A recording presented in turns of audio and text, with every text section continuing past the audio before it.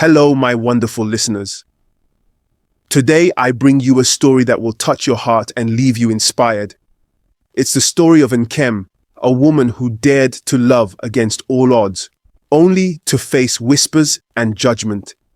But as they say in our land, the bird that sings doesn't worry about the stones thrown by passers-by. Sit back, relax, and let me tell you a story of love, courage, and self-worth. Nkem was like the morning sun, full of warmth and brightness. She was well educated, had a blossoming career, and carried herself with the grace of a gazelle in the savannah. Life was peaceful, and though marriage was not her focus, she was content. One quiet afternoon, her phone buzzed. It was a message from Obinna, an old friend from her university days. His name carried memories of laughter and school adventures. But Nkem hesitated. Everyone knew Obinna's story. He had been married to Adaora, their mutual friend, until their marriage fell apart 3 years ago. Despite her hesitation, curiosity nudged Nkem to reply. Days later, they met at a cafe in town. Obinna, now a little older and wiser, opened up about the storm he had weathered, the pain of his failed marriage, the loneliness that followed, and his desire to rebuild his life. Nkem listened intently. Though their conversation started with caution, it soon felt as natural as the rain meeting the earth. The bond they shared back in school began to rekindle.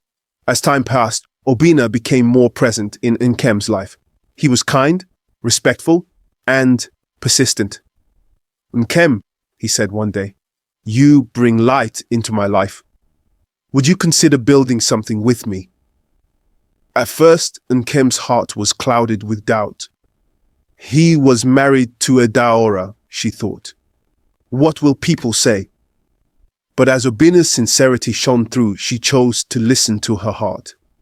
They married in a small, intimate ceremony filled with joy, family blessings, and the rhythmic beats of talking drums. Soon, their home welcomed the cries of a baby, filling it with even more love. But happiness often attracts envy. Nkem started to notice changes in her old friends. Invitations stopped coming. Conversations ended abruptly when she entered the room.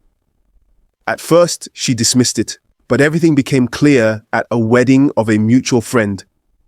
Dressed in her finest attire, a flowing Ankara gown adorned with intricate patterns, Nkem walked into the venue with a radiant smile.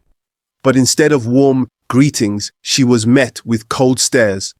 People whispered behind their hands, and when she greeted Adaora, the woman turned her face away, as if Nkem were invisible.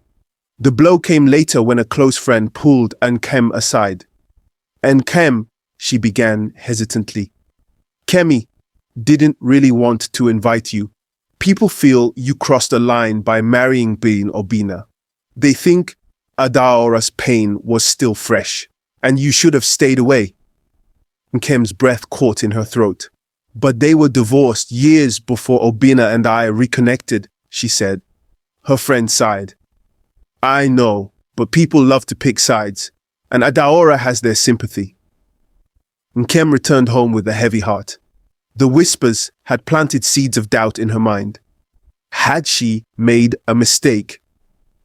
Unable to shake her feelings, Nkem sought out her elder sister, Chidinma, a woman known for her wisdom and clarity.